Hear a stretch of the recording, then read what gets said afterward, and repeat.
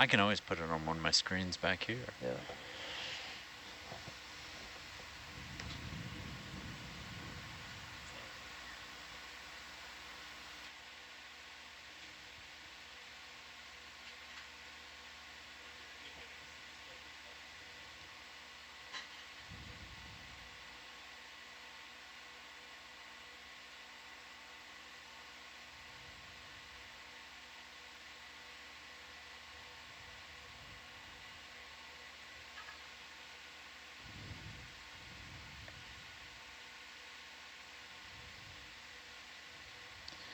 Yeah, at this speed with this layback, if we were to fall behind and get messed up, we might have to go into tow mode unless we are able to rip it backwards or something to try to solve it. If we were to fall behind, as in keep the vehicle moving. Yeah, Okay. which you are doing. I'm just saying those are Yeah, no, it's good to know what the consequences of Yeah. not doing that are. the, yeah. It's getting too small. Just gonna zoom in.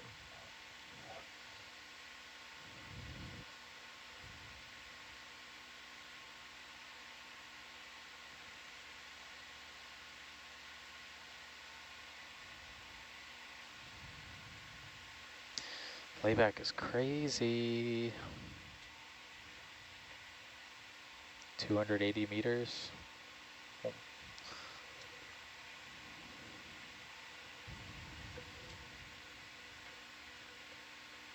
What's the ship speed again? 0.7? Yep.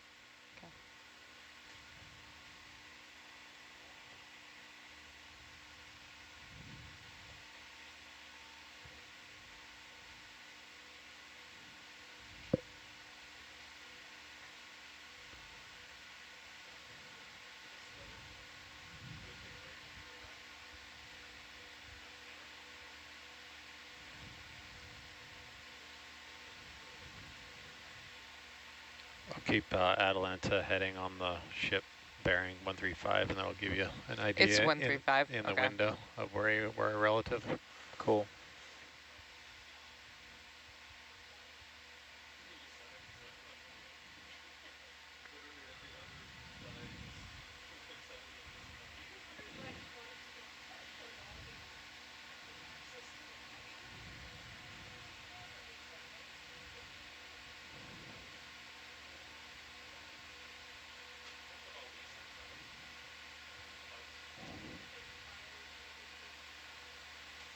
Yeah, it's weird. They look like they've got like little pits, right?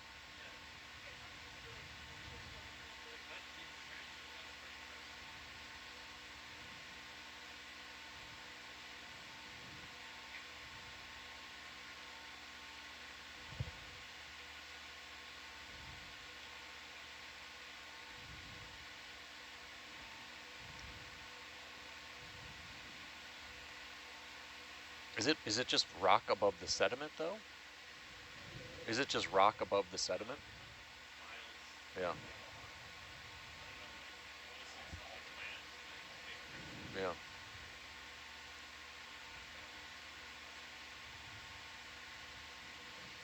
Just for you guys, we got about 2 hours for the ship to get there, and then our layback will, at that point, probably be like 400 meters or something. So there'll be a bit of swing for Atalanta, so it'll be more than 2 hours for the vehicles to get there.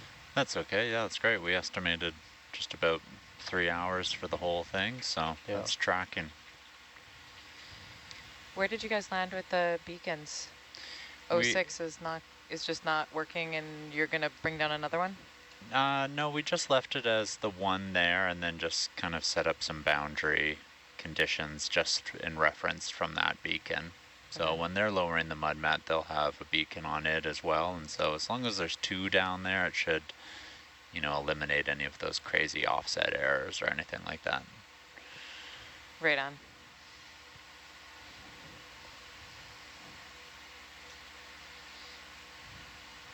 And it's just us that wasn't able to ping in. Maybe they are. Yeah, maybe they get lucky. Oh, yeah. That's an idea. What is this Yeah, what guy? What's that creature? That's That's pretty cool. yeah. What is that? Anemone. Was it? It's Did kinda like you? long Did anyone spindles. else see that tiny skate? I saw About escaped a few minutes ago. I 30 saw it. seconds or a minute. That was couldn't have been much smaller than or bigger than like a toonie or something. It was tiny. Oh, really? I didn't know they. Oh, Keep cute. looking at this one, and He that was one's about up there. a quarter the size of one of these sea pigs. Wow. Because the skates get fairly large. Yeah, he was like half the size of that sea pig, and that's Wow. probably that big, 2 inches. When the skates go right by the camera, it's one of my favorite things down here. I love when big flatfish swim in front of you, Yeah. like a halibut or something. The skates seem to be really prone to just like bumping right into the ROVs too. They're bonk. I picture Endeavour as just a bunch of skates flying 20 meters off the bottom, hitting every vent, and just just like a pinball going vent to vent to vent to vent till they stop.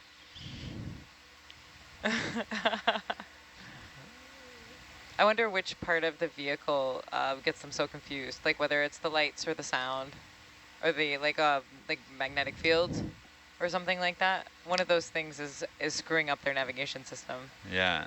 And why they don't steer away from it, who knows? They Yeah. just bonk right into it.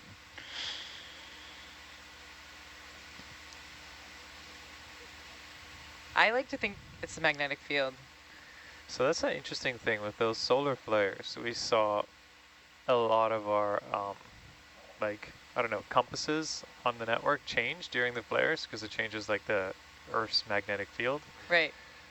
And I think a lot of fish and mammals have like that what is it called? Biomagnetism, they call it something where somehow they have a compass within them made up of something, and it works, a lot of animals navigate like that. And I wonder if that affected their ability to navigate during the storms as well. Yeah. Because they operate by compass. Maybe. What is it called? I'll look it up. I bet it did, but like if you think about like how animals act during a like weather storm, like they all know to hunker down, Yeah, like right? They know they're gonna get screwed up by it, so they all hunker down. It's interesting that some of these holothurians are completely sediment covered and others are fresh looking. Yeah. Okay, so it's biomagnetite is what they use to navigate. Cool. So it's a mineral? It's like, that. I read about it once, and it was kind of a little confusing, but I'll look something up and read like the blurb. Oh, not the abstract. Eesh, too much. We need less. Blurb, no. Not Blurb, yeah, abstract. come on. abstract of abstract. 2 sentences. Yeah, give me the gist.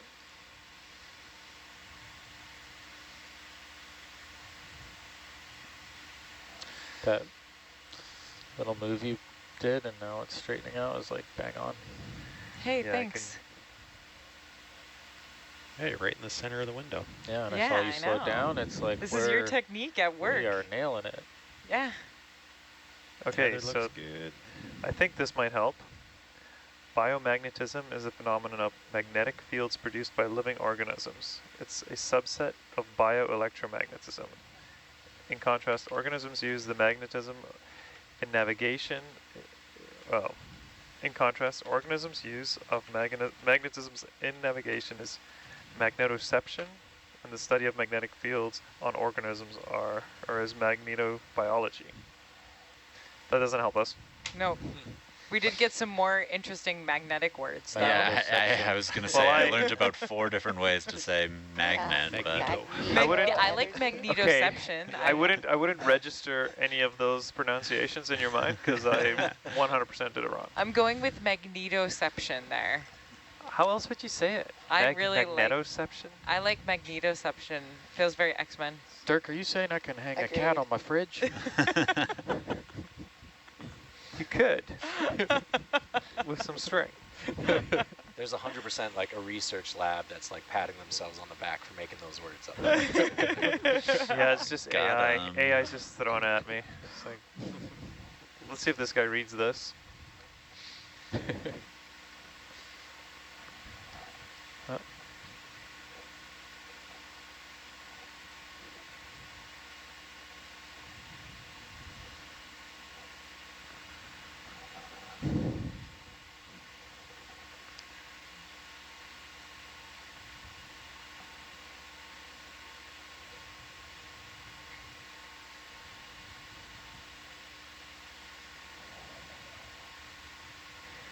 Yeah, reading out loud, that's something I don't do often.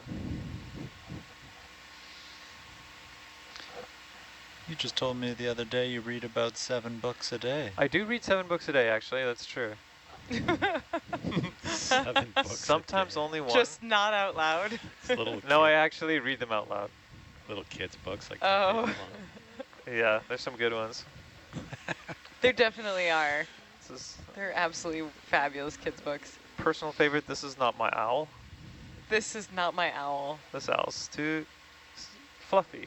And it just every page is about why it's not their owl. Does your kid love the like touch and feel Yeah. books? Ooh. Yeah, my This is nieces not and my nephews owl. were all about those. This owl is Sea too pig. sticky. This owl's too sticky. Yeah. I'm really glad That's that you great. like ID'd that you had a kid because I didn't want to insult like Just okay, a- for Well, I was someone else. Got it. I was at a bookstore the other day. Well, not a bookstore. I was at the on the BC ferries. You know how they have the store. Well, you might not know, but they have a store and they sell like swag. Probably not swag, but like BC, like just a store. Yeah. Craft knickknacks and whatnot, right? Gift shop. Gift shop. And I buy this book, and it's a kid's book. And the lady at the front's like, "Huh, doing a little light reading?" You just lost a sale, buddy. Yeah. It's like I'm Not buying anymore, this I'm book not. nonetheless. But They're these yeah, really that's pretty cool sassy. 2 polyp octocoral things that we keep seeing. They're like clearish white. I'll point out. when we Okay, get yeah, to another please. one.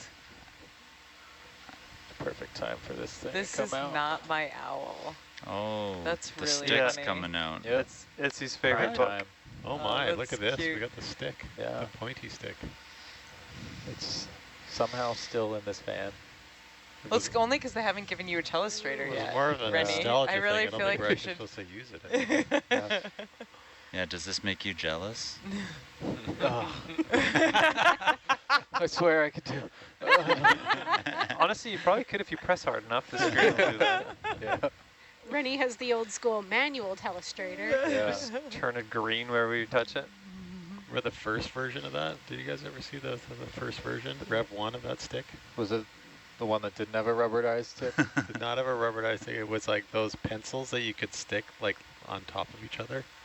And Oh then, my like, gosh, I you know know, exactly what you're talking about. there was like yeah. a little like, Yeah, absolutely. that was Rev 1. That's hilarious. It was so bad.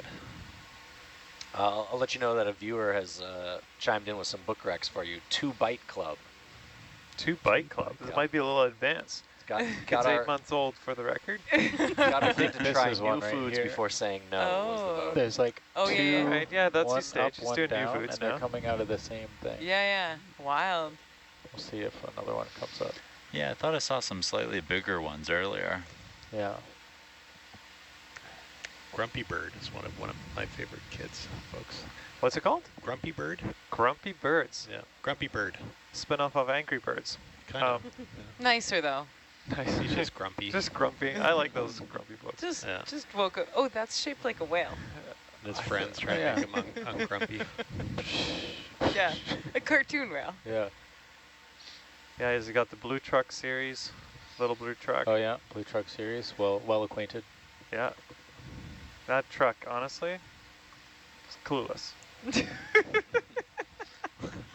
Hello, everybody. Beep, beep, and just drives by.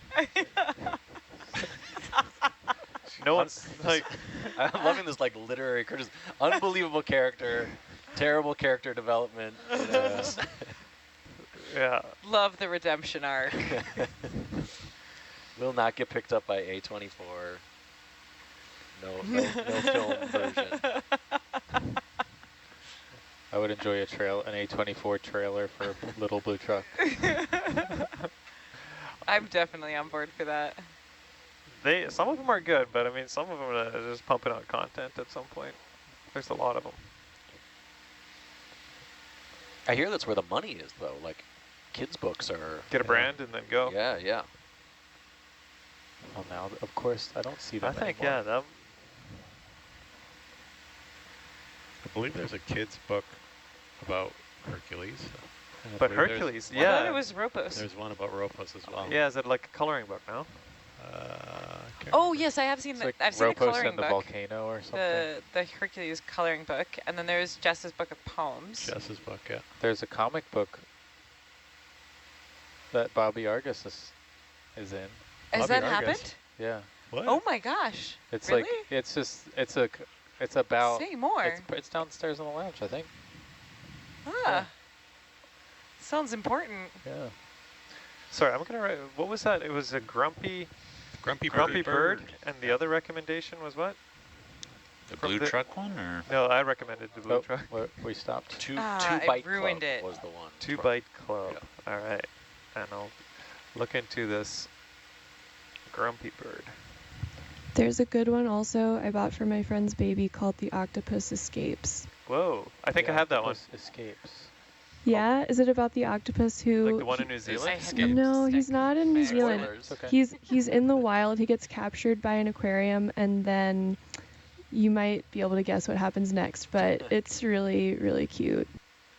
All right, I'm Hasn't that like actually happened at aquariums? Like octopus escape? I think that was like frequently? you hear that story, yeah. Okay, this is good. I'm gonna see if I can save it though. Yeah, no, Save good it. job getting back in the box. Saving it.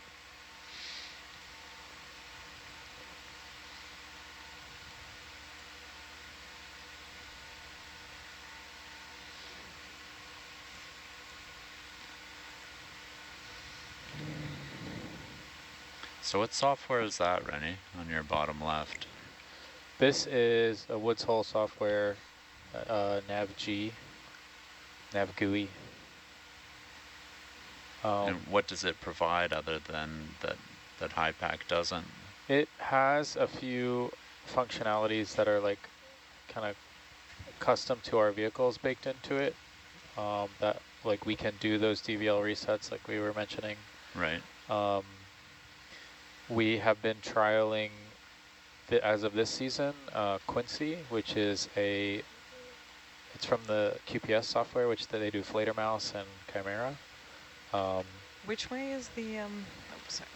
And it is not quite ready for our purposes for prime time, but it was almost there. We just wanted to make sure for ONC we were kind of had all our ducks in a row. Just go with what we know. It's all good. Right. But Quincy was great.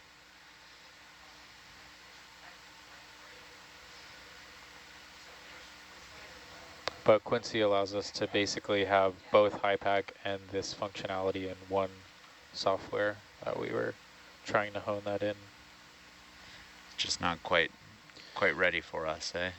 To be honest, mostly it was the targeting scheme in there wasn't kind of as robust as what we can do in HiPack for our purposes. It wasn't. ONC has a lot of information in targets like notes and depths Yeah. and all that stuff, and we didn't find that we could Import it well.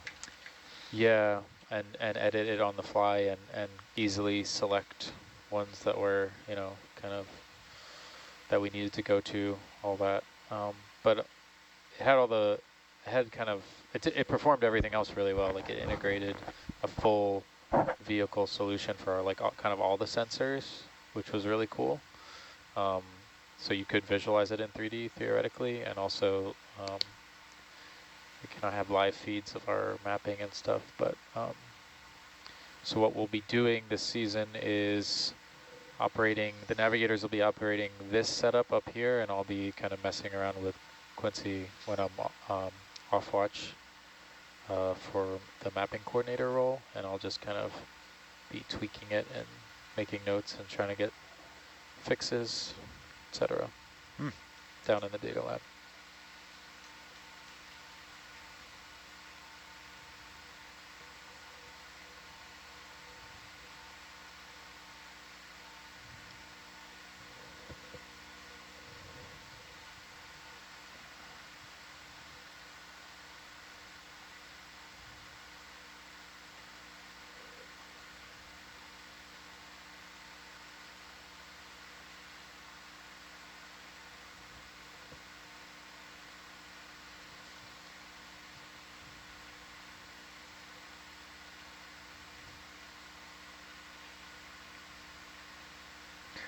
It's kind of fun. thought it was going to be a little more, like, I was going to be more sleepy, but this is exciting. I feel like it's like knowing that the hard times are going to come, and this is just relaxing. Yeah, last moment of zen. Yeah. So let's see, 15, 16, 17, in 18 minutes, we've increased our layback from the ship. Still going 0.7 knots. We've increased our layback 70 meters in 18 minutes. I don't know who that information is for, but that's what we're experiencing. It's just for you, buddy. Yeah. There's nothing I can do about it. There's really no point in knowing. You could worry about it if you wanted. Well, if there's something to worry about, you can be sure I've got it on my list. Is there a point in which the layback How's what? gets Wind speed. to be a bad spot? Speed over last hour. Oh, looks like it's actually, it's dropped, but it might be rising slightly. Yeah. Could worry about that. Good to monitor. Monitoring. It is a part of our... Actually, wind vector is what I'm most worried about. There is a weather check in our log as well. Nice. I just put a yes. Weather, yep, there is some. Weather check? Yes. I've been putting a Y in there too. I like look and I'm like, yep, there's weather. Why? Sorry, Nico, what was that? Like why, but why? Oh, it's just one. Yes. Like, It's both. What's the point in which you worry about the amount of layback that you have? Well, it would be just in relation to ships moving at the surface and where we need to view touchdown. If we're at the point where we're viewing touchdown, or at some point the ships are moving in a direction and the layback is so far behind. Yeah, kind of like, our best situation would to have the ship off, let's say, to the east, and then we're dragging everything to the west. So although there is layback, it's not necessarily, we're still dragging Atalanta in the direction of the cable. But the red book about the Atalanta. So you're specifically worried about levels. the cable A tomorrow and following the cable. I don't know. Yeah, we Are they rarely going would down? do Maybe. I don't know. a transit like this. I mean, just so they know to keep an eye on it. It I would guess Trevor sent matter out a greatly if we had what's it called? A video terrain. or a picture. Because there's not much we can do here. We couldn't just, if we stop the ship right now, the vehicles are still going to go 0.7 knots. So if we had to stop the ship, if we encountered an obstacle, the only thing we could do is winch up, and now we have an increasing angle. Yeah, I get That's it. right. Yeah, he said might be dropping slowly. Keep an eye on it. You'd almost be pulling it with the winch then. Yeah, so in this terrain is fine, but when we laid over at Endeavour, we did run into that situation where there would be a cliff wall that would come up quickly, and there's really nothing you can do with the ship that'll stop that. Pulling it on the tether just pulls it even just faster. yank up, winch up as much as you can, and try to have Hercules fly up and fly away, and so you wouldn't really be able to do without, even with shipboard multi-beam, it's still a bit low resolution to do that, but at speed.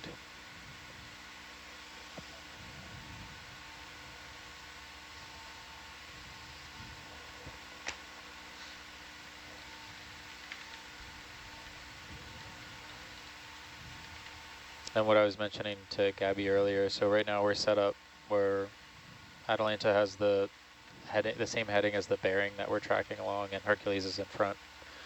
But at this speed and with the amount of layback we have, if we, for some reason, like if Hercules stopped, Atalanta would just keep dragging at 0.7, and if we got in a position where Hercules was behind and being dragged by the tether, I don't know that we'd be able to undo that enough. We kind of would have to go into a tow mode.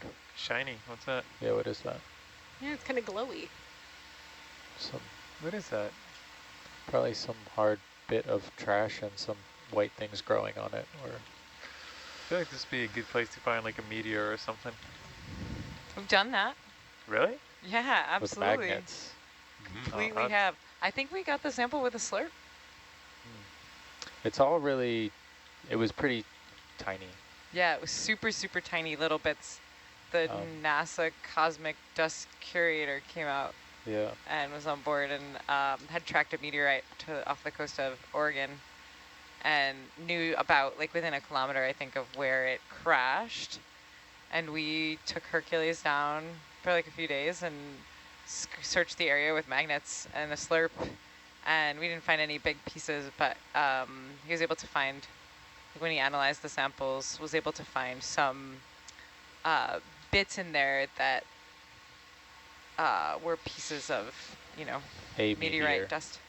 Alien rocks is what you're saying. Yeah, absolutely. Yeah. 100% alien rocks. Magnetic alien rocks. How are they able to ID that from any other don't magnetic hunk It of was rock? that mineral content, but it was also like the deformations on it that reflected like how much heat it had been subjected to and in what way, I think. Yeah, I think they were able to identify that it was of space origin, but whether or not it was the one that occurred at that moment. That makes sense. Yeah, because they were expecting a bigger chunk, and they tracked it via Doppler, like weather Doppler, to the surface, but then the presumption was then it just went to the bottom from there, so that was our starting area, but currents at the time could have taken it. We don't know the size of it on impact or if it shattered hitting the cold water, who knows. Yeah. But the fragments were... Was this part of a larger dive, or did this guy just... It was part of a transit cruise, yeah, I believe. it was just like opportunistic. We had like 4 days between one cruise and another. Yeah. And I know it sounded like he hadn't been able to convince anyone else to like use ship time to like spend a couple days doing this, and we just happened to be in the right place. Yeah. That sounds right, right? I believe so. Paid for a couple days of cruise or something like that. Yeah, it was pretty fun. We got to like build all these funny little magnetic tools, and we had a yeah, we had this array of magnets, and we initialed each of the magnets in case it came up. Then you would be like, "Oh, you won." But So what were the magnets for? Just that's what's sucking it off the... yeah, the iron, Yeah, okay. the whatever ferrous. Yeah. I guess they were expecting the meteorite to be magnetic. biomagnetite.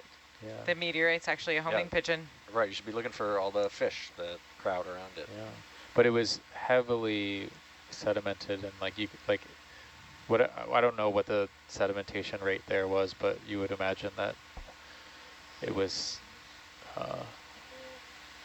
there would be a layer. I mean, we were vacuuming just like everywhere in the area. Just, there was nothing visually that was like, here's a giant meteor, like, you know.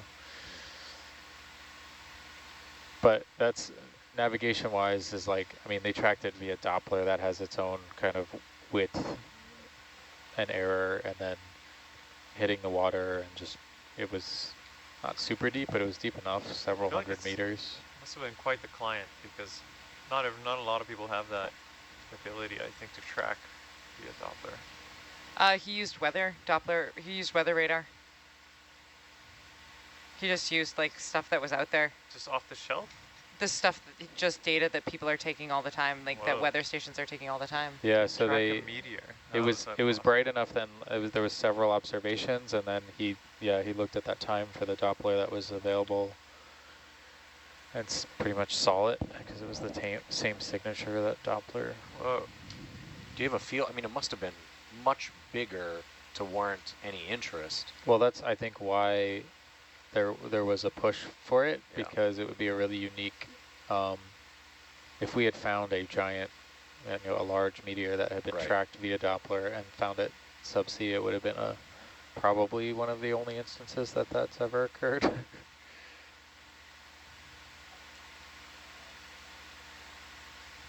Yeah, that's pretty wild.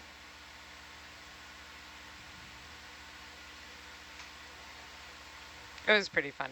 We were all pretty like giddy and like having a good time making like really cool tools to try and figure out how to get this thing out of the muck. What was the time scale on this? They saw it, Nautilus was there, months later, years later, like... It wasn't months that or long. years, yeah. It was months, not multiple years. Yeah, low years at maximum. Huh. Wow, did you see that that like a ribbon worm or whatever Yeah, it was? looked It just like like it was like a little spiraling bit of around. a gar sand garden or It whatever. just kept going. Oh, there's a picniconid. Nice.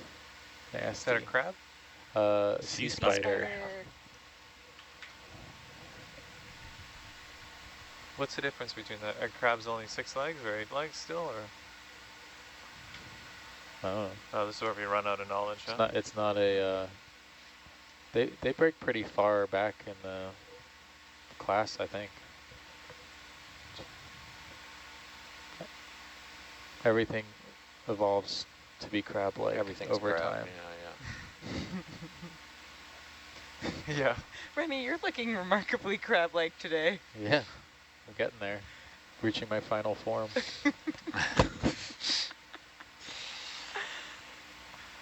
Yeah, you go crab or starfish?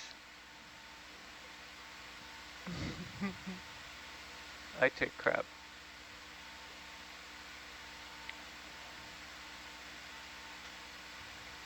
Picniconids are weird because they've got their organs in their legs because their bodies are so small. Wait, what? Yeah. No kidding. At That's least wild. those big ones, like the one we just saw. There's another one of those, but there's only a single polyp on that, or a single branch from a. There's another double. So weird. Yeah, that's neat.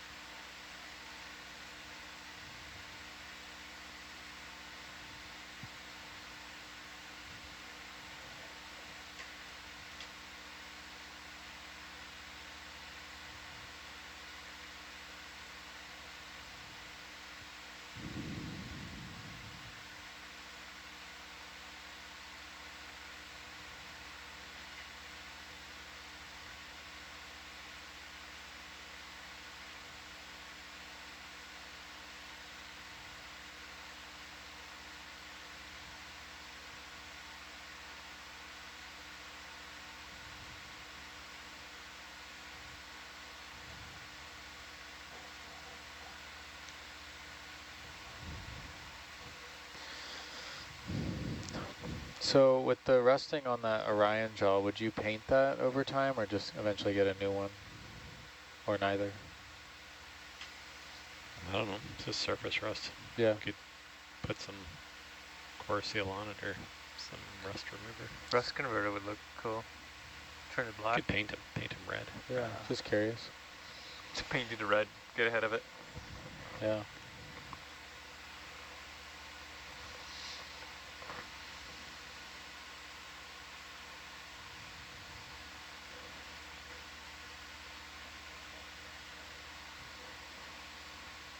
There's another one.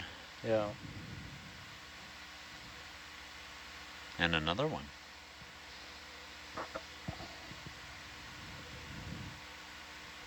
Almost I disappearing wanna out of try my to find window. it. At the edge of my window.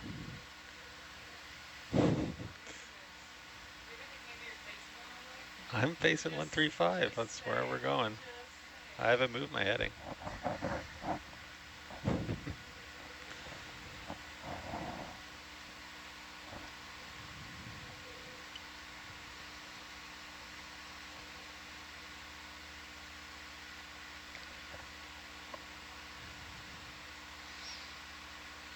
Man, I can't believe I missed that experiment. That's kind of what you hope for, right? Is that something's going to appear. And then it never really does. Especially after you've already seen one. Yeah, I know. Well, were you there? Yeah, you must have been there when we found that weird gearbox thing. That was like, was that a bomb? Is that a gearbox? What is Oh, that yeah, thing? yeah. With the octopus, like, right Yeah. beside it? Yeah, I think that's cool. It's a massive cast piece. Still, my favorite is the bag with the nozzle coming out of it. Found this mysterious like bag-like substance on the ground, and we went and we were curious, so we picked it up, and it immediately started leaking out like Teenage Mutant Ninja Turtle way. level kind of fluorescent green. And it was just like, okay, you can put that back down. Yeah, that's, you don't want the mystery fluid. That could be the fluid that's used for measuring sponge currents. Oh yeah. Was the eco gig that you did that? No, I did it on off the Tully and also the Vector in surround British Columbia. It was like fluorescent green, Yeah. very bright. Yeah, so we take these bags of that liquid down, and then we had it kind of set up so you could find a sponge colony, and then you could squirt this fluorescent. It was inert, so you'd squirt this fluorescent dye. Please no. Around the base of the sponge, and then you would watch the flow of it go in and then up through the oscillate. Oh. It's coming over. So you could study the flows, the water flows. No, sorry, That's the great. USBL I've always wondered what it was for. Could be that. I mean, it sounds. That sounds very similar, familiar. like Yeah. the Bag, nozzle. Bag, nozzle, green. Green. Because green. you went so fast over Teenage there, and we're Mutant Ninja really far sponges. away. Yeah, could have been. You I know get a what big kick you know out what I of mean? just, Like I don't need to pots reset. and pans. Because that's Yeah. just the most random, like, Lawn chairs. like how does a pot and a pan Yeah. make it, who throws those out? 250 kilometers offshore, you lose your pot and pan. Like, Who knows? You're sailing across or it's something. not a clump weight, it's got no purpose to be there. Like, No.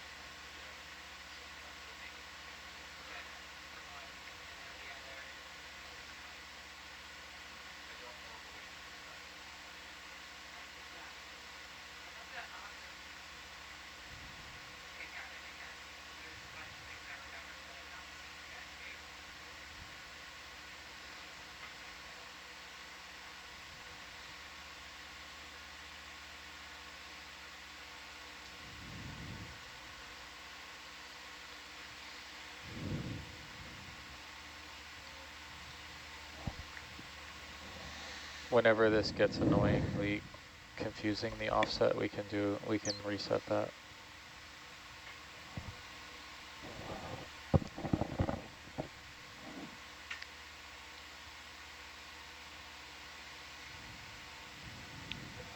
needs that silly nav when I've got my window right here? It tells me everything I need to know. Which window? This one right here, this Oh, little yeah. box. Yep. It's all I need. Yeah.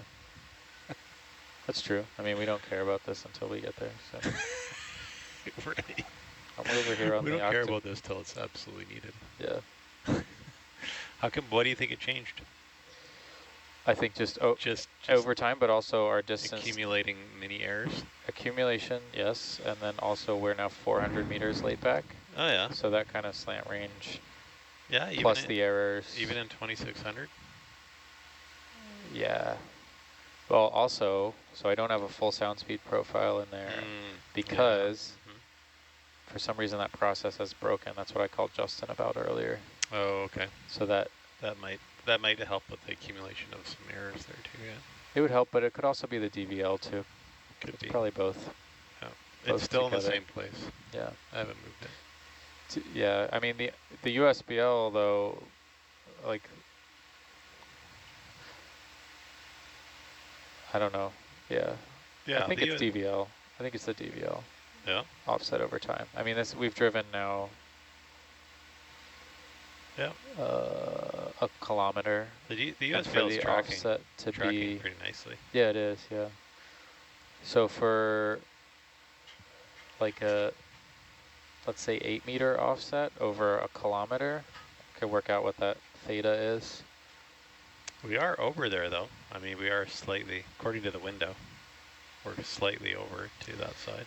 Well, here's the thing about that, Josh. Yeah, it's a relative. The microstrain heading is not. But no, I'm just going off a position, not heading. But the camera is pointed at the heading. On the heading. Yeah. But my heading hasn't changed. Your heading has not changed. That's correct. Heading has not changed. I'm just going off position in that. Yeah. That window.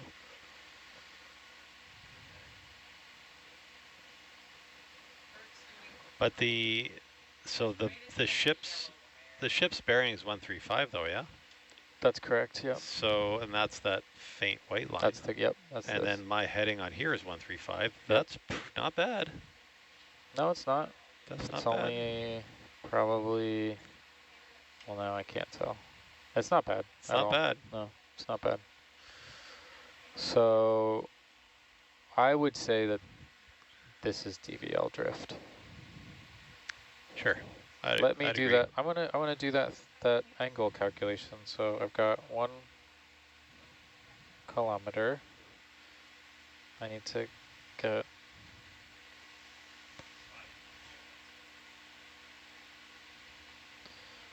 1 kilometer, 8 meters, and I need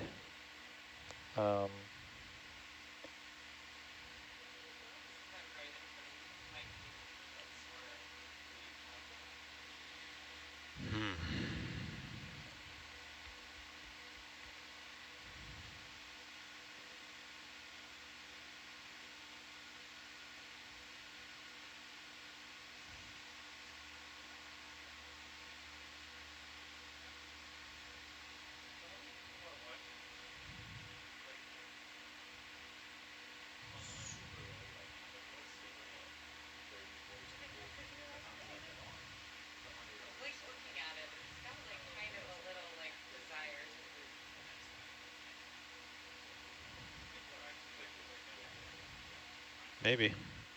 I'm a little low. Come up a bit. Maybe. It's got kind of a twisty in it, maybe.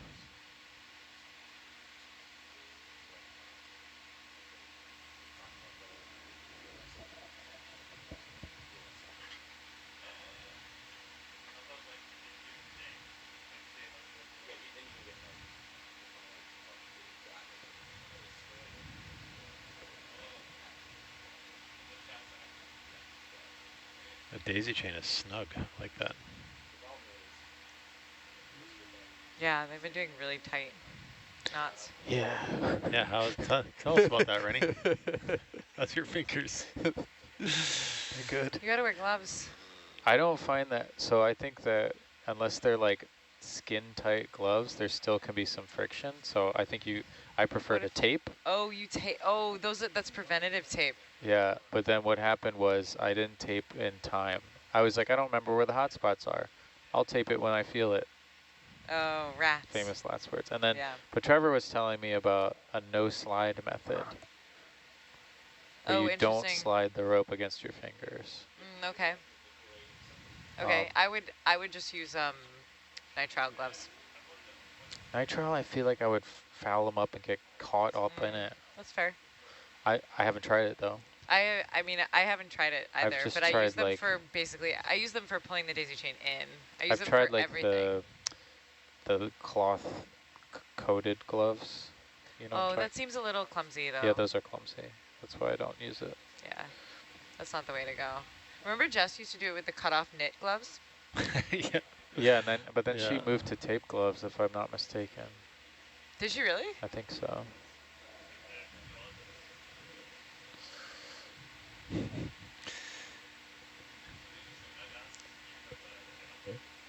Side B is 1,000. Side C is unknown. Side A is 8. So I want angle A.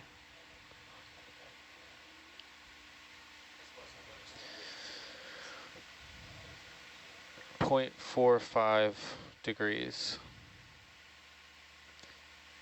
That could be easily DVL drift, so I wouldn't want to bake that into our angular offset. But it's really half a degree over. Yeah, it's a half a degree.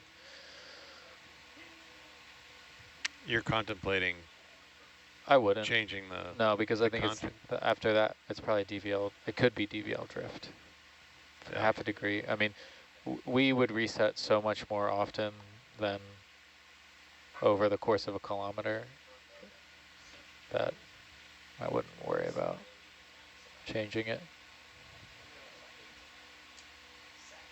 This is a good test of it. It is.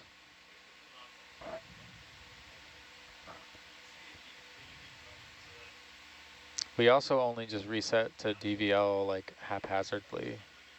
Like we didn't, like there's a clear center of this line, but if I set to any one of these over time, it would be, could be off. But in a fore and aft direction, I don't think it's off at all. It's cool. It's really just a drift to the port.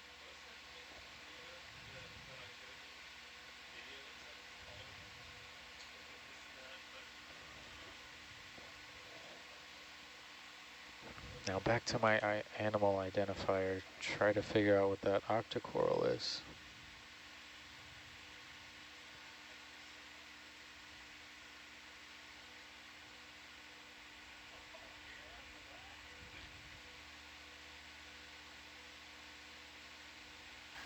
Rennie, they're teasing you. They just keep coming by. I know. I just missed one. Name me. All right, I'm on the page. Soft octocorals.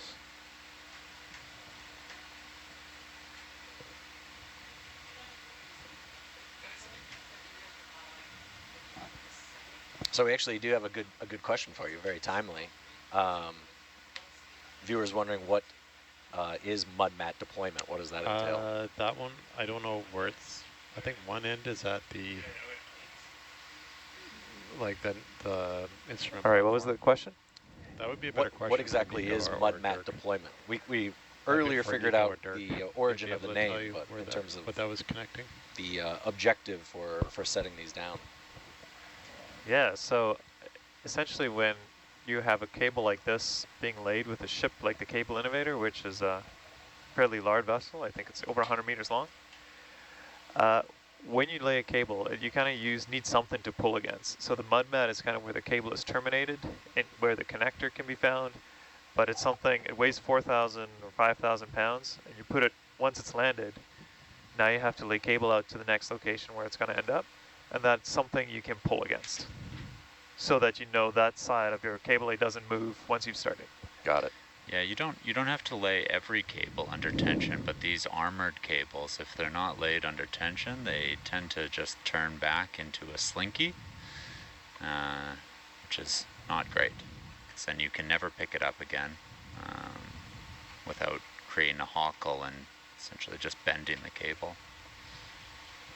And it's not possible to kind of like follow it and pin it down as you go. Instead, you want to have like one large anchor or armor, as you put it.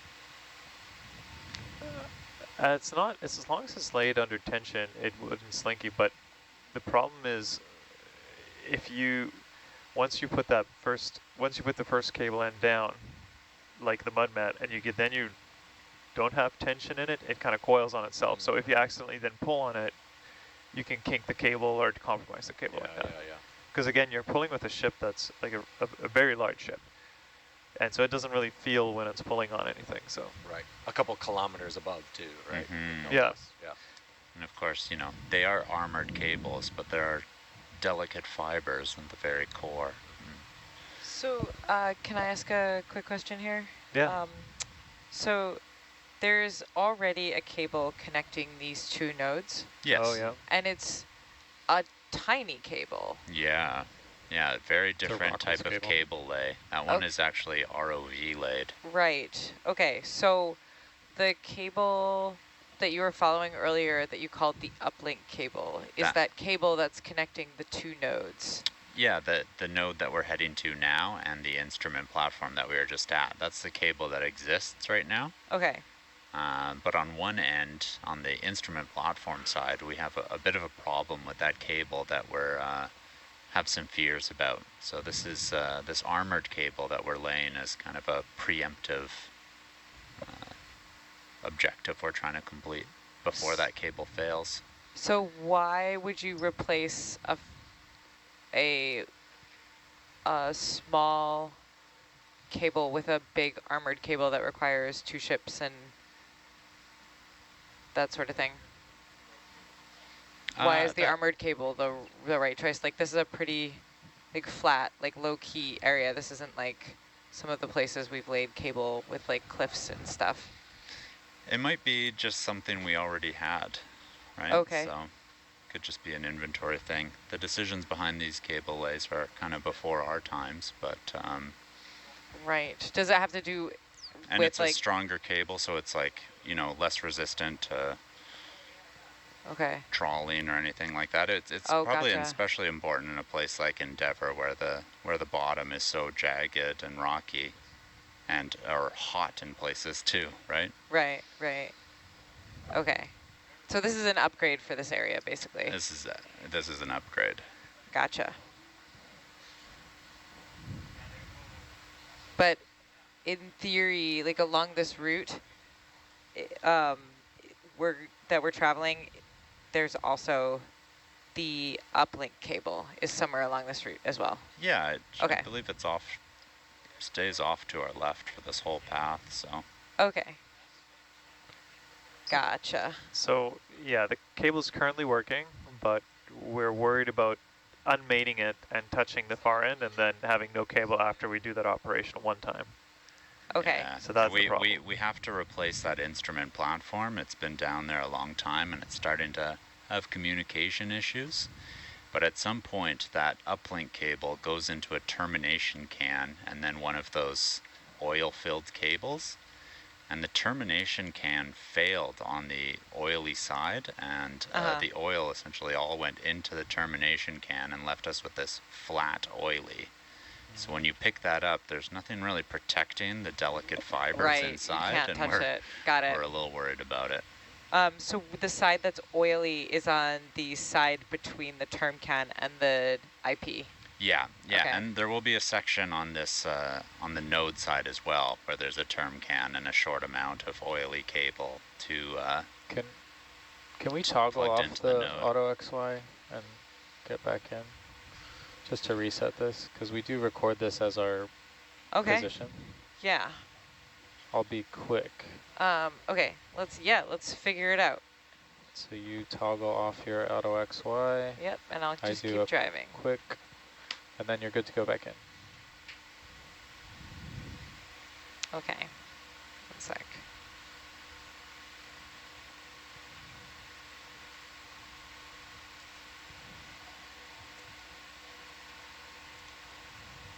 Someone is suggesting they Perfect. cracked the code on the Thank you. the little species that we were catching there. That they're sea pens called Cophobelemnon.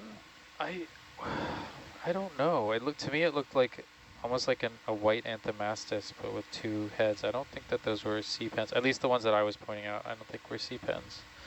Let me look up what they're saying. What is it? Cophobelemnon.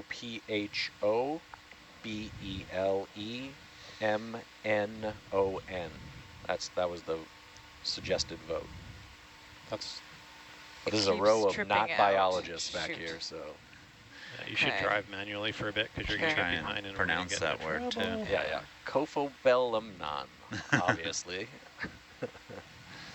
maybe whoever's writing that in knows more than I do, but So it stops auto XYing if what? If the lateral thing thinks that you've touched the, when you touch a joystick, it turns it off. Okay. I think that's what Trevor's theory is. That seems to, I would believe, Okay. is tripping it out. Yeah, I guess I never really knew that touching the stick would kick it out of auto XY, because I thought you could keep moving your goal by using the stick when you were in auto XY. No, if you're in auto XY, anytime you touch a joystick, it'll turn it off. It's like a fail-safe, so if you're like gonna run into something, you can just hit the joystick, it'll just stop. Okay. Yeah. Different from all the other autos where, like auto head, you can adjust your auto. Right, on the fly. Yeah. Yeah. Yeah, this is different, yeah. So it looks like the ship has passed the halfway mark, but we are approaching it. about an hour left for the ship to make it there. That's about what we were on track. Nothing's changed there. Nope.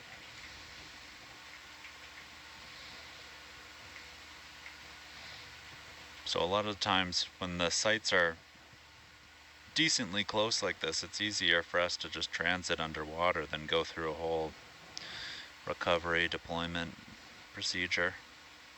It's probably easier on the vehicle too. Yep, every launch and recovery is a riskier time. That looks good, Gab. So we'll be doing a couple back and forths got at the it. site. We go here, meet the cable ship after we set up our beacons, and then we'll be following the cable along. So But there's the definitely back. still a little bit of lateral on for sure. The way that That this I have to. should be set up is what I do here shouldn't affect you, but the way it should be in the odometry frame. But right now, this is set up in a way that knows where we are locally, and it really shouldn't. It should just be like, I have a sensor, Yeah. not violently drive over when I reset Yeah. Totally. So we meet the innovator at the node Yeah. and follow back to the first site. It's not quite yeah, intuitive. after the first mud mat is laid and the cable lay in operation begins. It's funny, since it's so deep here, they're essentially going to have to get the second mud mat in the water by the time they're only like 300 meters into the lay, and just to create that big arc through the water column. And then they'll just be dragging it through the water column as they lay it down.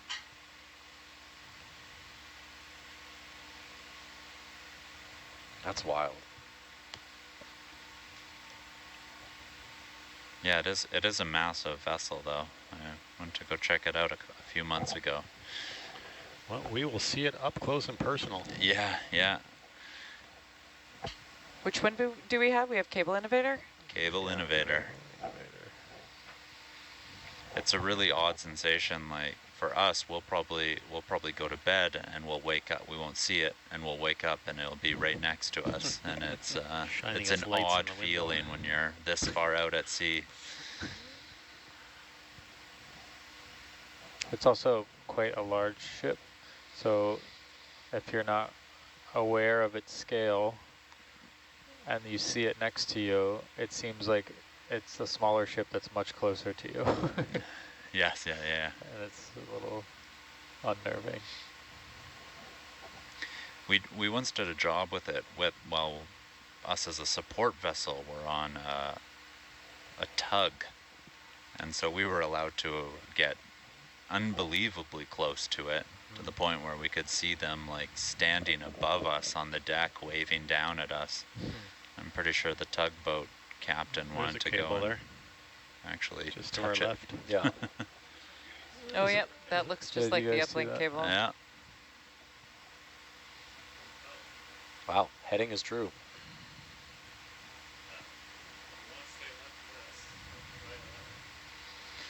I don't think we're going to have much of an option.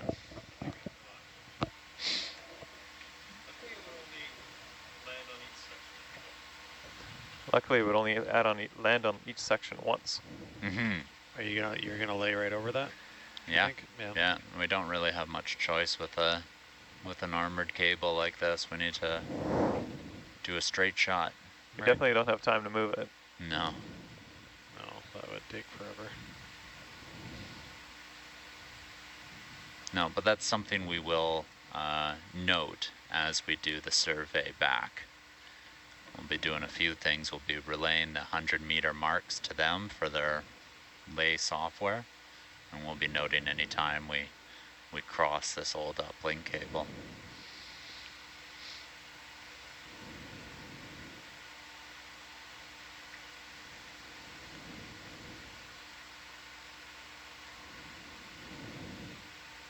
Well, that's kind of scary.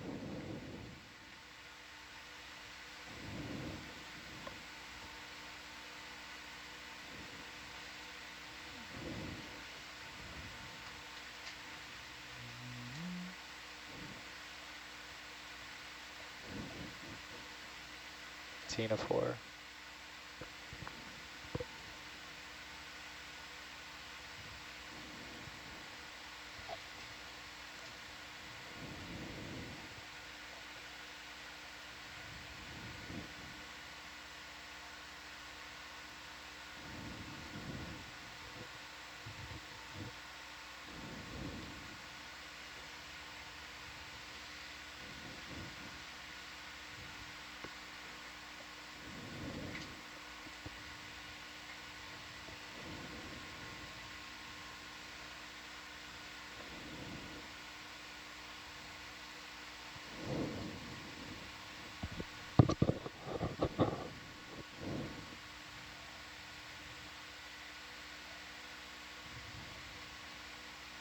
Well, now we know we're not going to find any sunk ships or anything between here and the node.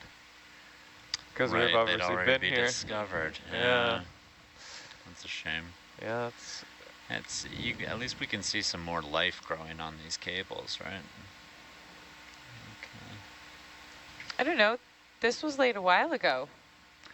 Well, that's being optimistic. Yeah. I feel like Or you would pessimistic. you'd probably make a good fisherman, or because there could always be a bite. One more cast. Defy the odds. I'm a big sucker for 5 more minutes while fishing.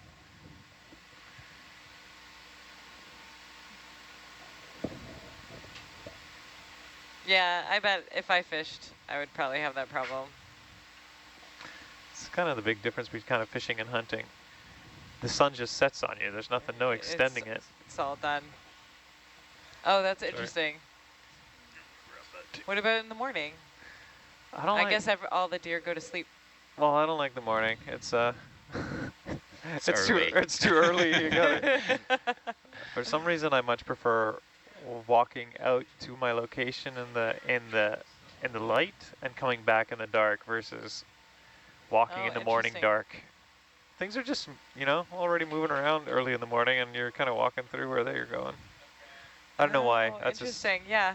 just the way that it is. Yeah.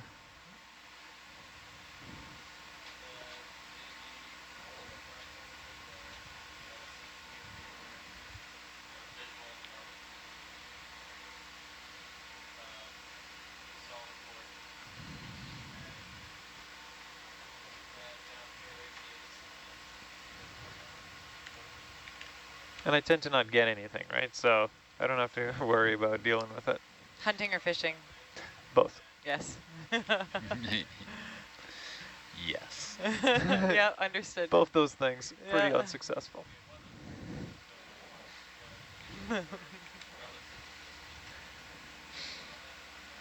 It's pretty much just watching squirrels and looking at seabirds. Yeah, that sounds right. You guys have squirrels down island. We don't really have many squirrels up island. Well, it's weird. Like, on the peninsula, we have the gray squirrel, the invasive gray squirrel, Okay. those big ones. And they've kind of pushed out all those little red squirrels out of the way. So once you go just out of town, basically, like up the Malahat, Yeah. you start seeing the little red squirrels everywhere. Yeah. As they're soon as real you go cute. into the forest, you're not likely to see them in town anywhere. Okay. No, I yeah, definitely see the absolutely gray not, squirrels yeah. in Victoria. Yeah, they're everywhere in Victoria. They're pretty bold. They're the only squirrel you'll see in town. Yeah, sometimes I'll see a few little red squirrels in the woods, but they're not that common. I'm more likely to see grouse in the woods up island. Yeah. Over in the Malahat, they're fairly common. You know, if you go walking and bushwhack, do a little bit, you'll see them. They come Almost. out to tease my dog. They're really funny about teasing the dogs. Yeah, the little forest alarm. You can always Yeah. know there's something's moving around somewhere because a squirrel's going off. Yeah. He's all upset because I brought a dog into his forest.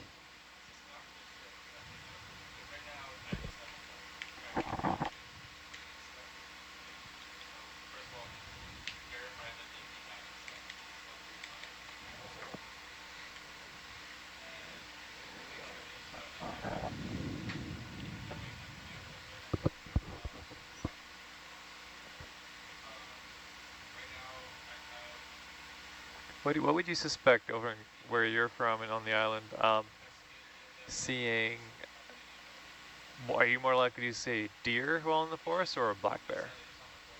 A black bear. Yeah, definitely. Absolutely. Definitely on the island too. I've seen in the forest. In town, much more likely to see deer. Yeah, of course. The deer hang out in Yeah. town. But Yeah. in the forest, like, There's no deer I've in the seen, forest. what's that? There's no deer in the There's forest. no deer in the forest. No, There's it's not a single one. But Just black bear. yeah, I've seen, I don't know, I've seen 3 black bear already this year.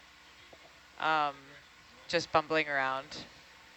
I've had a cougar on my property recently. Oh yeah, the cougars And are out black in bears. force where we are too. Really? Yeah. There's been a bunch of cougar sightings, a couple bites, like lots of action. That's what I was going to ask, actually, was what the cat situation was. I think Vancouver Island has the highest population of mountain. Highest density in Of North cougars America is in what I North hear. America. Yeah. Really? Yeah. Man, oh They're man. very serious. Yeah. These are all business cougars. That's why the deer are so hard to find. Yeah. My parents live in the valley too, and Oh yeah. they've had a few cougars on the property in the last few years. My stepdad's lived there for like 11 years, never saw a cougar, and then 2 years ago we started seeing them every year. Yeah, some of them have been seeing him. Trev put up a game cam this last spring and got 1 deer and 1 cougar on it. So like, they're at parity. Yeah, that's essentially when I had camera, same thing. It's just cougars and bears. Yeah. That's all that Yeah, shows up. I don't know where the deer are. They're really good at being prey animals, I guess. Or really bad. I don't know. I mean, there's enough of them to sustain the cougars. I read I'm somewhere gonna do that, turnover now. Here. that a cougar eats like 50 deer a year or something like that. Isn't I that crazy? think so. Yeah, I heard one a that as week? well. That's wild. Yeah. When I moved to Los Angeles, they warned us, you know, I like to hike, and they said in the morning the mountain lions are out, and they're like, you know, you'll never see them, but they'll see you, right? Yeah. Like, no, okay, we're gonna sleep in a little bit longer then. Day hike.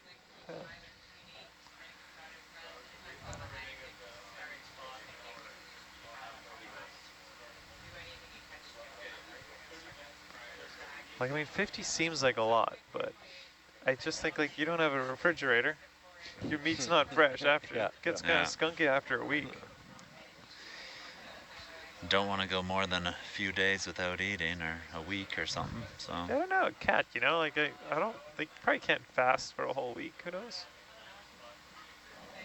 no, I thought they always wanted to be kind of. I do see a lot of deer bones in the forest. Yeah.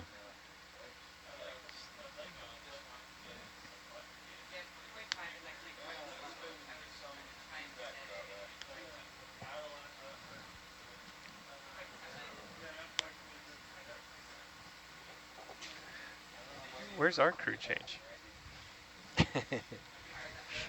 Ugh. Yeah, considering we're getting up at 5.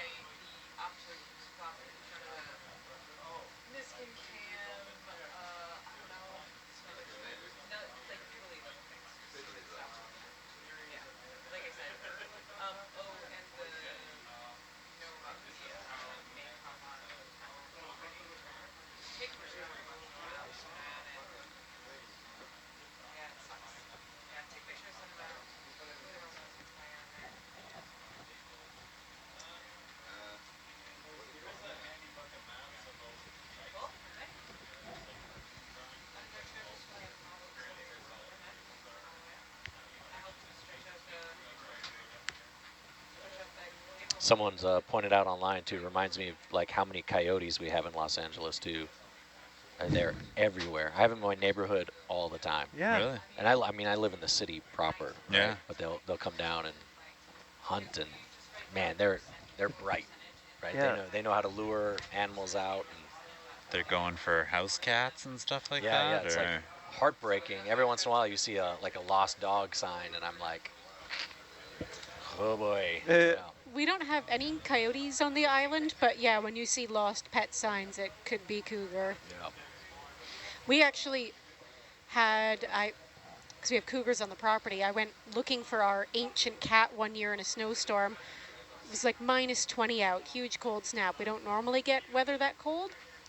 And couldn't find the cat anywhere. He'd been out for 2 hours. I got worried, so I started following his footprints in the snow from the cat door. At the edge of the property, I found big cat prints crossing with his prints, and I was terrified he'd gotten snapped up by the cougar. Yeah. Followed the cougar prints, and they looked like they went off the property. Couldn't find the cat for another hour. Look at you following My- the footprints out there. Wow. My stepdad did come and find that at the end of the footprints where we thought it left the property, the cougar was actually hiding behind a tree that was just 6 feet from us. It was there the whole time, and we had no idea. We were standing right by it. Yikes. But cat came back an hour later after we scared the cougar off the property. And this cat, of course, like, no thank you, right? Like, this is... Yeah, he must have, I don't know, smelt or heard the cougar and went into like a hidey hole.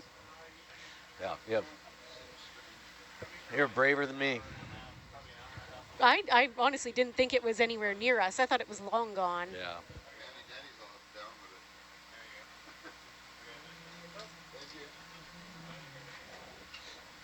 Oh,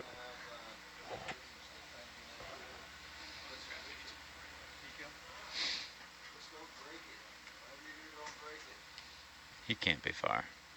He can't be far.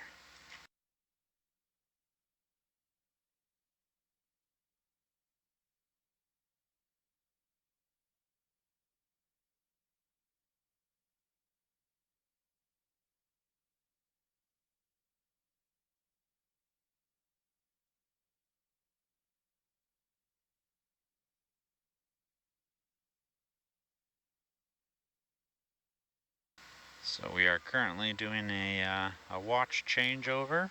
Most of us, you'll hear a bunch of different voices taking over shortly here.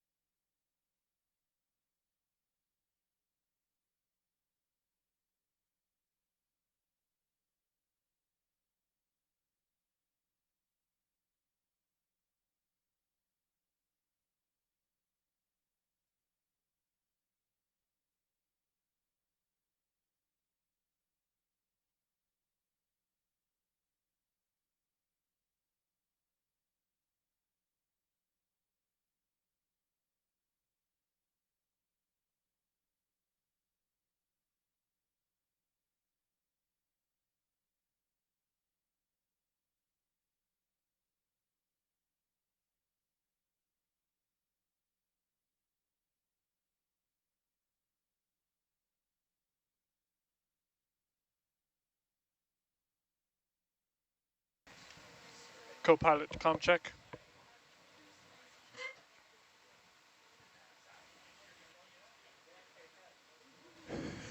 Com check, 1, 2. Check, check. Okay.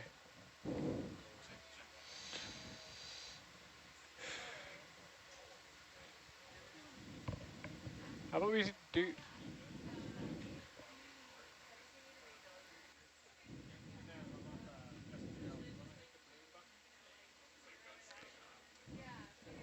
The blue button.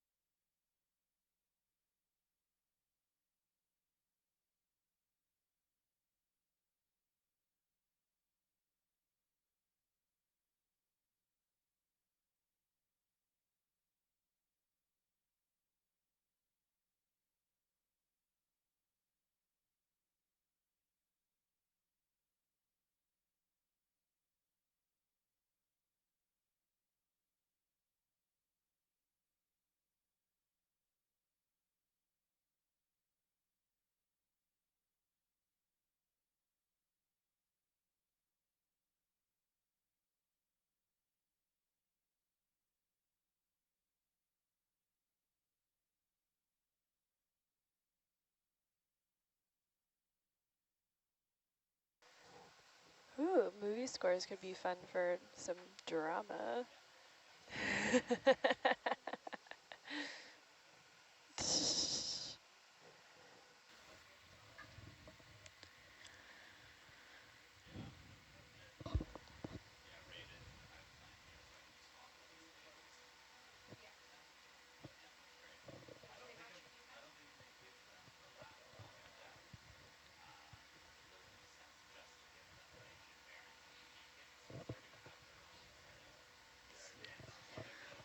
Testing, testing. Can you hear me?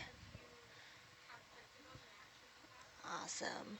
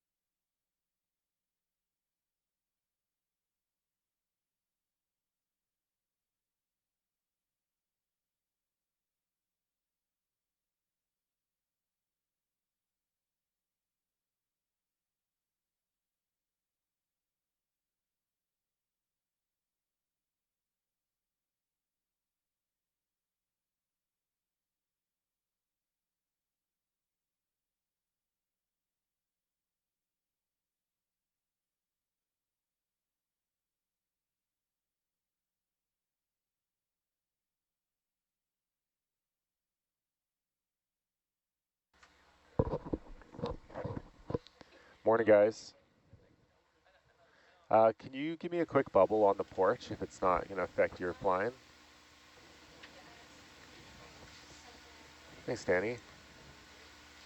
Yeah, I'm good with that. Yeah, go for it. Here comes bubble. Porch bubble. I just want to see how things are rigged. Oh, you want porch bubble. Okay. Porch bubble. Let me get What that do you for call it? Wonky bubble? Drunken bubble? Drunken bubble.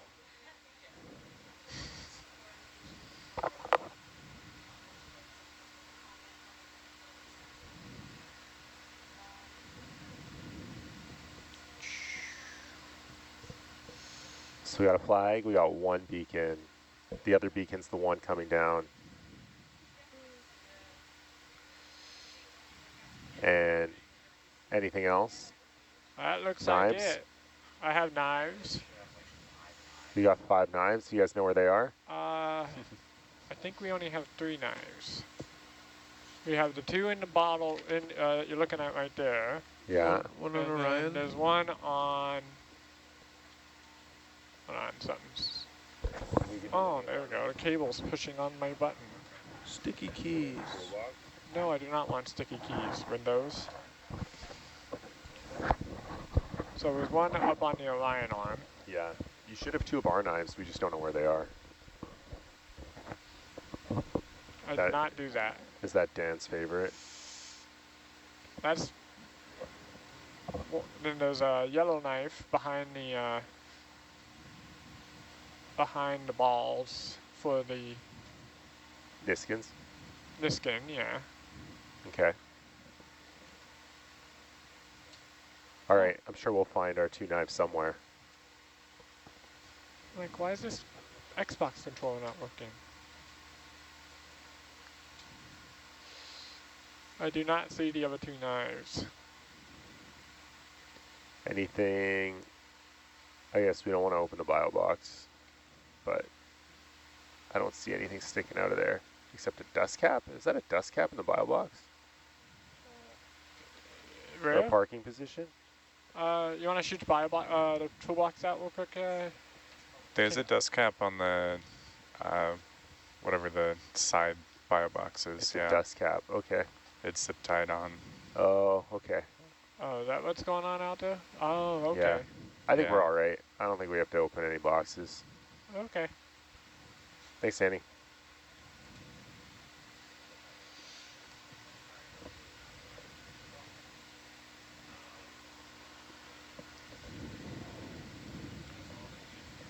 Good morning, everyone. Good morning.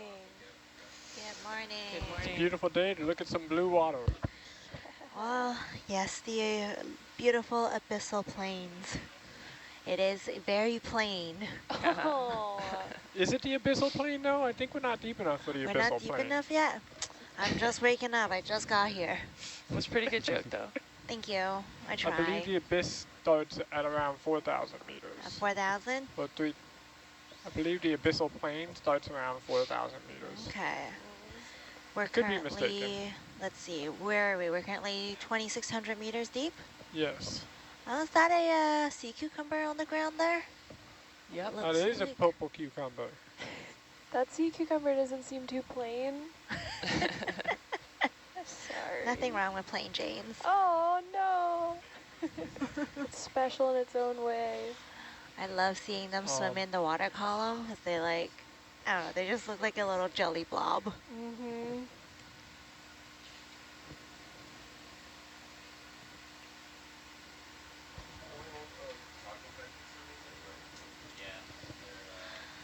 Oh, sorry, go ahead. I was Go going to ask ahead. if you had any cool sea cucumber facts. There's another one. I do have cool sea cucumber facts, but Couple of them.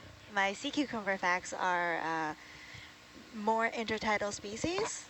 Oh. So things you can find on the beach on the Pacific Northwest. There's cucumbers everywhere. There are I'm digging these cucumbers. Yeah, but in the intertidal zone, there's a species called, or I guess subtidal zone, there's a species called California sea cucumbers. And when they get really, really stressed, they puke up their guts and intestinal tract, basically their intestinal tract and their stomach, as a defense mechanism. Oh. So I don't know. Maybe not so fun fact. Yuko Puko? Oh no, not online. Okay. Not online. Are we doing introductions now? You go, Buko. No. We're gonna do introductions, and I am just plain Yuko online. Please and thank you. This is recorded forever. I just want to point that out. And that's why you should be careful what you tell me. I'm ready to get off this vessel. No. I'm sick of one of you in this control van. I actually had a question on the outreach ship to shore today. It was like, do you guys ever get tired of each other? Yes. Day one. No. We're like, no, we have an inclusive environment, and we all try to get along. I mean, coworkers get on your nerves sometimes, but you just have to take a breath and take some time to yourself. I mean, That's a beautiful answer, Danny.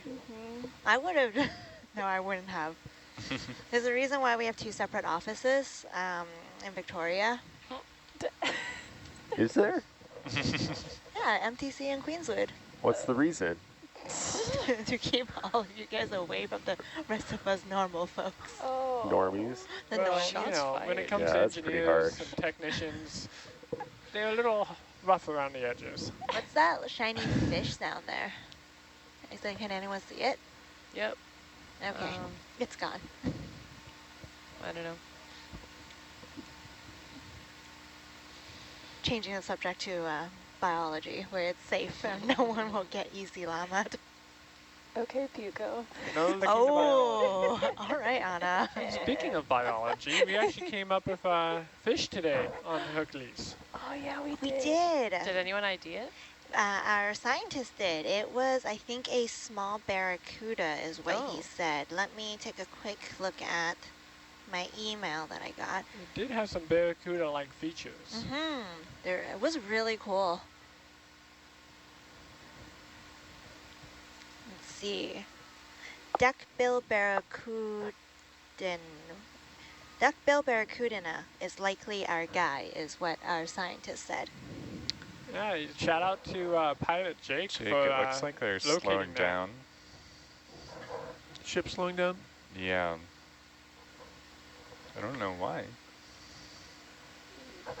Johan, do you have a ETA on a arrival? Yes. I understand that the ship slowing down will change that, but Yeah. why don't we go with our previous speed? Okay. If we kept our previous speed, we got about 580 meters left.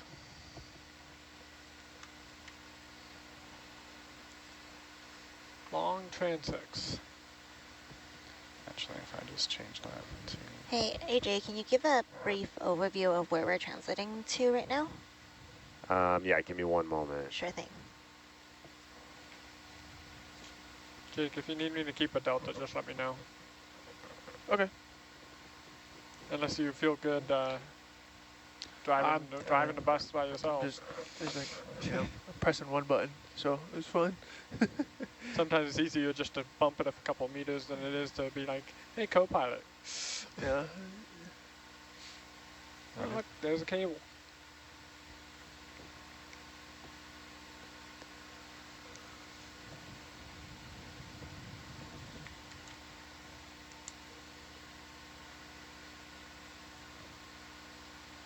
I like checking out what the conversation the previous watch we're having and just trying to figure out what these comments mean.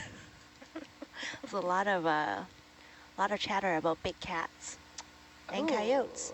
Cool. Oh, I was going to say, I have a Maine Coon. That is a big cat. It is. It's 17 pounds. She's 3 years old, and she's 17 pounds. She's bigger than my 20-year-old cat. Aww. Hey, Jay, I think sorry to interrupt. The ship will be there in about 30 minutes, but then we have this big offset between Hurricane Atalanta and the ship of about 400 meters. So that'll take some time to swing us back over, and then we'll have to kind of align ourselves. So. Yeah. All right, sounds good. We have to drop a very small package from the ship with a beacon on it and then go and find it. We don't want to drop it right on the node. We want to maybe put the stern of the boat, you know, like, I don't know, 30 meters away from the node or more maybe. I don't know if you want to give the ship that target to go to, because I think that's going to be our first task when we arrive. Sure. Do you have a direction of interest? South of the node. That makes sense, yeah, Yeah. because we're going to the anchor.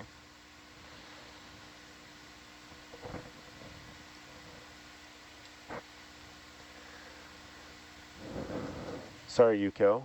Hi. I'm sorry for calling you Yuko Puka. First of all, an apology, that's wonderful, thank you. See, look at that, we're making progress. The question was, what are we up to? Yeah. This is all part of what's going to be a very long dive. They just plugged in, sorry to interrupt again. No, all good. They just plugged in to increase ship speed back to 0.7. Cool. I'm not sure what they were doing up there, but just so you know. Thanks, Johan. Yeah. This is going to be part of a very long dive in which we are laying new, I don't know what to call it. I guess it's not like a backbone cable, but it's one of our longer cables to go from our Cascadia node to one of our instrument platform sites, Cascadia 1026. And this is to replace an old cable that's currently still working, but is showing some signs of wear. And so in order to make sure that we can keep our instrumentation running, we're preemptively laying a replacement cable for it. And so what we're doing is we're going ahead of time and setting out beacons at known locations. And these beacons are going to act as targets for the start and end of the cable lay. So around 6 a.m. Pacific time, I guess this morning, we're going to be joined by the cable ship, the Global Marine Cable Innovator. And it's got our equipment already loaded on it with a couple of our staff. And they're going to join us here at the Cascadia node, where they're going to deploy what we call a mud mat, which is really just like a big anchor at the end of, on either side of the cable that we're laying. So we're going to put down some targets using Hercules' sonar. We can be very accurate about the target placement, and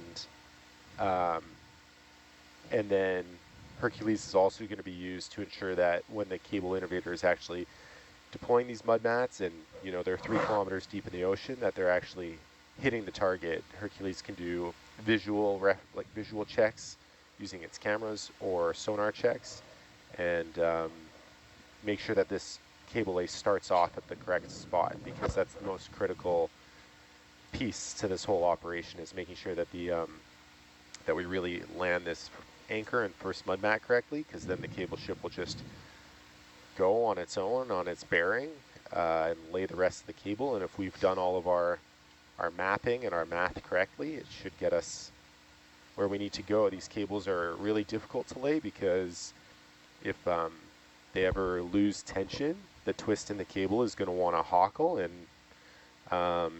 make a big loop, and there's not enough cable physically for that to work for us. So if it does put a loop in itself, then not only is it dangerous for the cable, but it also means that we're going to end up with not enough reach to reach our instrumentation. So we have to do this lay under full tension. And so that's why it's like really important that we get it started correctly.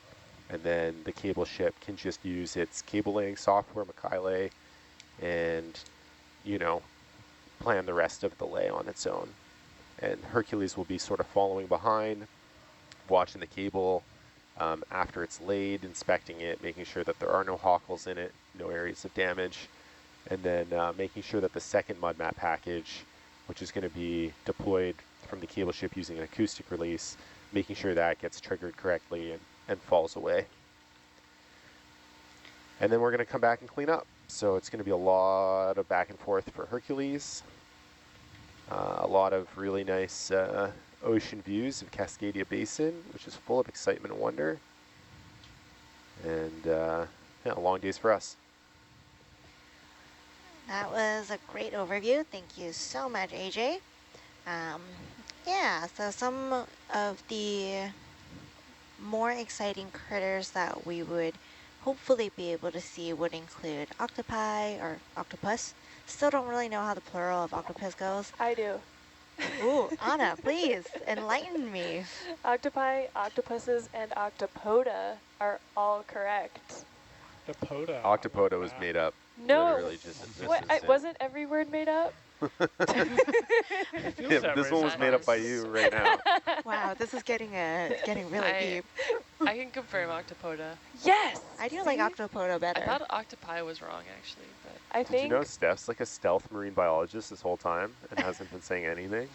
That's true. All right. But I don't have a lot of familiarity in the Pacific, so. Well, thankfully, octopi, puses, and poda. Yeah, I got it where it counts. Oceans are all over the world.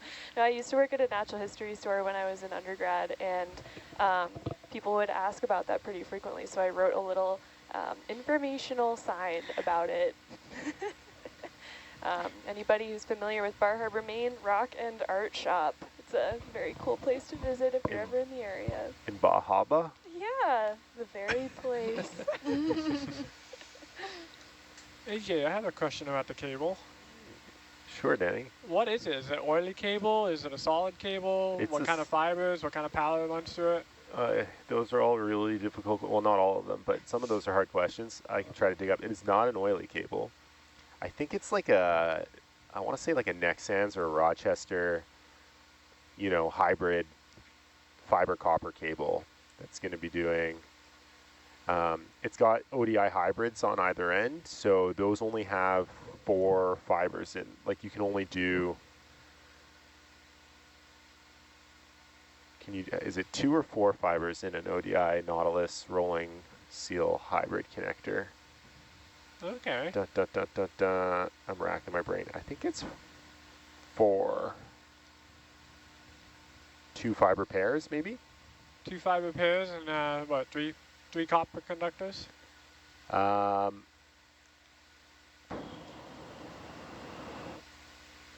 I'm not sure. I'll look it up. I'm sure I've got cable specs somewhere here. But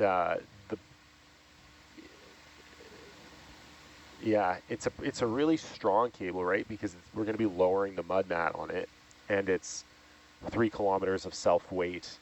It's all being laid off of the cable, so it's got a lot of strength to it as well. Okay. Just got to pull up all my files here. Yeah, I had a question today on the ship to shore. It was like, what kind of cables do you use? Why do you use cables? Why don't you use some other means like Wi-Fi or radio signals? I was like, well, because those don't work in the water. They do. They just don't go very far. Yeah.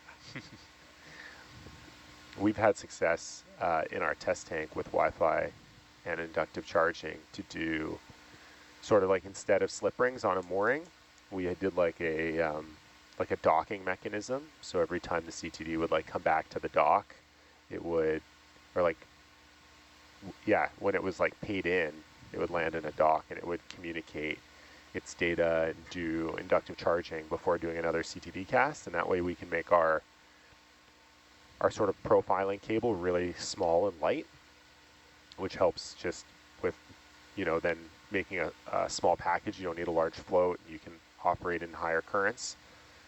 That was kind of like that's like an in-development project that we haven't been able to realize in the ocean yet, but we did successfully test it in our test tank. And yeah, like the Wi-Fi works surprisingly well if you can actually get the antenna and the receiver like pretty close together. Okay.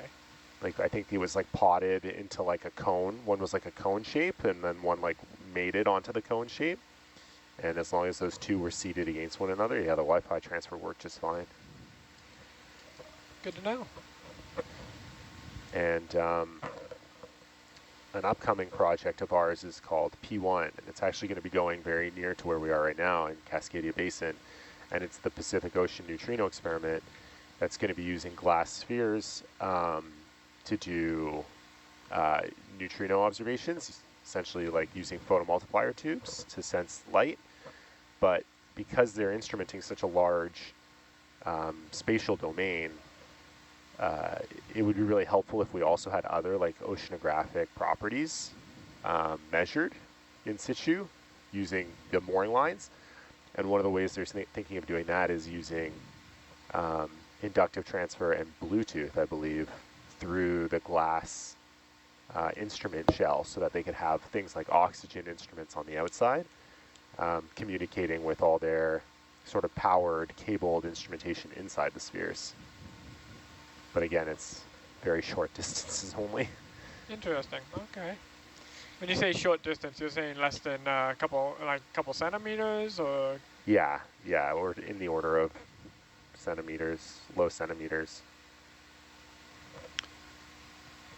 Hey, AJ, can I have you clarify, is our first objective when we get to site to deploy the USBL beacon from the ship, or to do this placement first? No, I think we should get it off the deck so that our deck crew can get some sleep.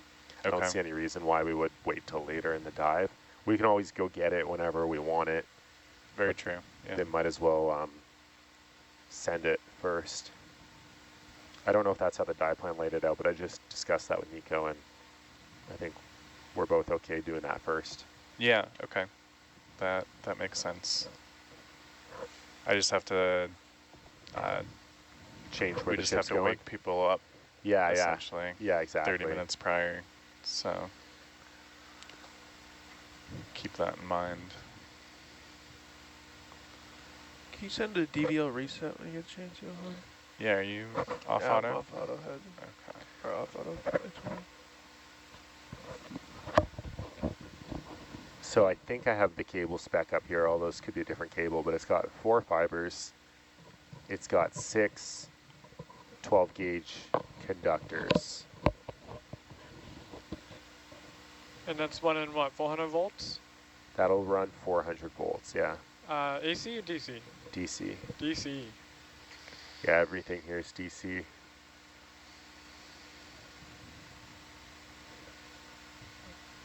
Typical telecommunications cable. Yeah, I remember reading all about why we use DC subsea and high voltage DC and AC and...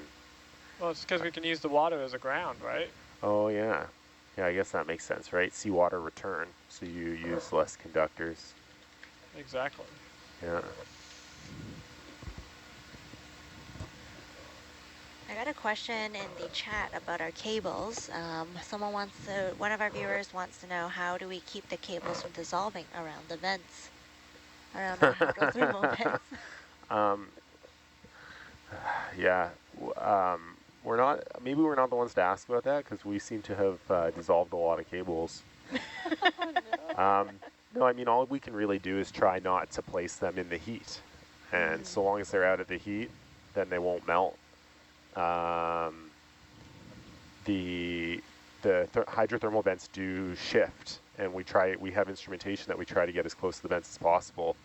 And so we really just have to, do our best to manage the cable routing, and then, cross our fingers that the vent isn't going to shift. Some of our instruments that have to go right in the vent, they have sort of thermal protection around the cables. They have these kind of heat blankets, I guess, or like thermal shielding to try to insulate them from the heat of the hydrothermal vents.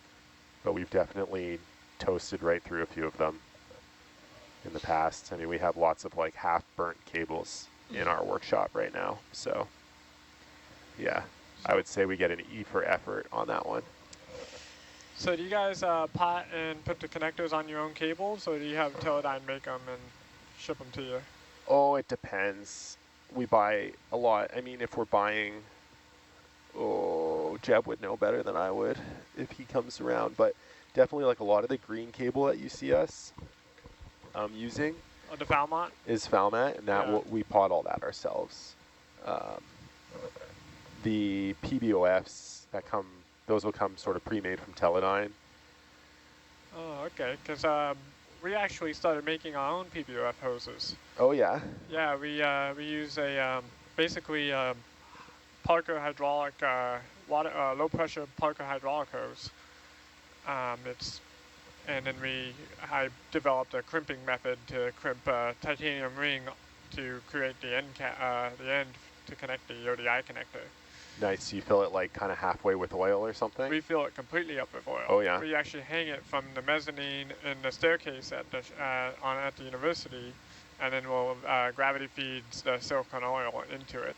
Nice. But then we just run our copper conductors and Ethernet through the center of it, Cat 6 Ethernet cable, and we've cut our costs down immensely. So do you like, is there like a swaging mechanism? Like how do you get the coppers through? I guess you pot it to like the caps, the potting caps on the end of a connector, and then you crimp the connector. We don't pot it onto the connector. So what we do is we actually, I developed a ring, a titanium ring that we cut out on the lathe. And then I have created a crimp clamp, essentially, that goes into the press. So what we'll do is we'll stick a couple of inches of actual wires in it, and we'll hang it. We'll clip one side of it, and then what we do to pull the cable through is we use a vacuum and basically a snake, a small piece of line that we suck through it with a cloth tied to it.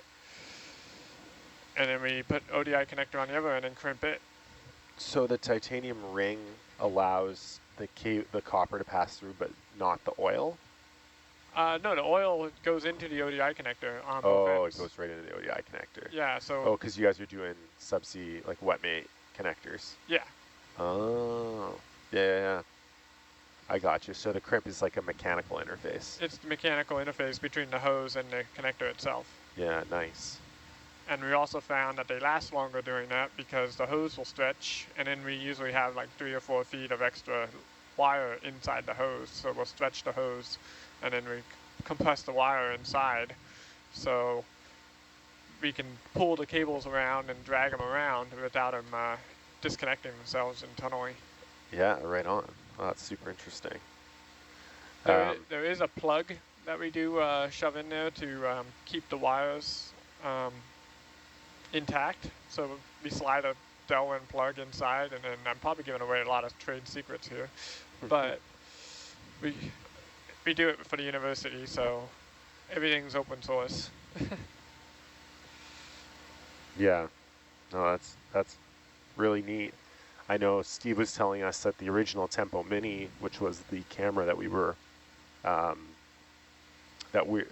we had on the Endeavour Grotto hydrothermal vent, was just garden hose that Inframeer had used. Yeah, it cut pretty easy. Yeah, but that lasted many years, and it took. I mean, when that shelf did collapse, which eventually spelled the end of the Tempo Mini, it also destroyed all of our super expensive Teledyne ODI PBOF cables. So the garden hose did just as well as those cables. Yeah, we salvage the ODIs on the old cables as much as we can, and rewire them and install them into the system, and they've been working out pretty well at ACO. ACO's been pretty stable for the last 10 years. Nice, that's excellent. Because when we drop insolents down there, we don't come back every year to retrieve them. We go until they die, and then we'll schedule a cruise every other year to go down there and do maintenance. Would anyone mind if I give a quick update on our position and our plan from here? I'd love it. Okay, great. We are about 8 minutes out from our ship target. I've placed a new target about 30 meters south of that. Okay. So I think if it's okay with the pilots, once we reach that location, I'll just do a 30-meter due south ship move while we're still catching up. Cool. Atalanta has about a 400-meter layback which if we continue at this speed, means that Herc will arrive on site. Sorry, one sec. I'm getting a bridge message.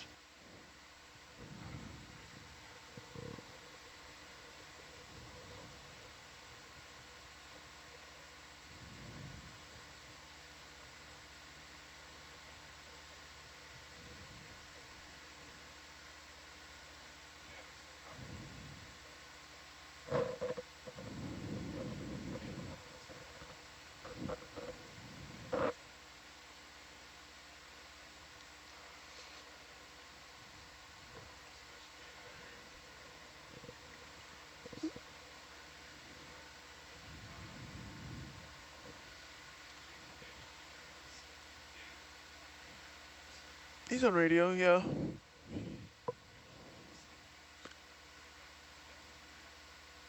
Deck crew. Yeah.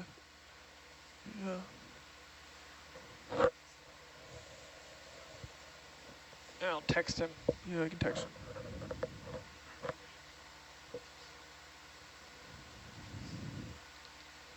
So don't text him now, text him in about 30 minutes, go wake up deck crew. Okay.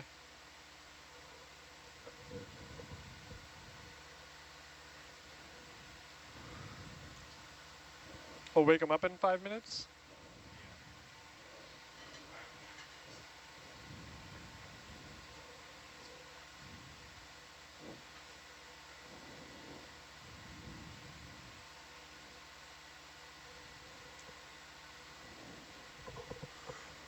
In about 5 minutes, can you wake up deck crew for instrument deployment?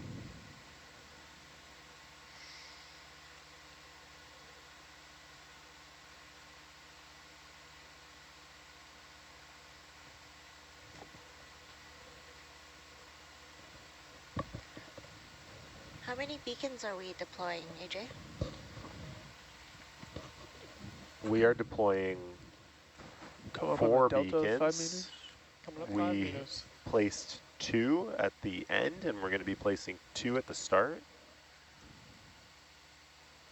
Although one of the ones doesn't, at the end, does not seem to be communicating currently, so we'll make do with 3, I'll which is fine. 265. 1 was redundant. Mm-hmm.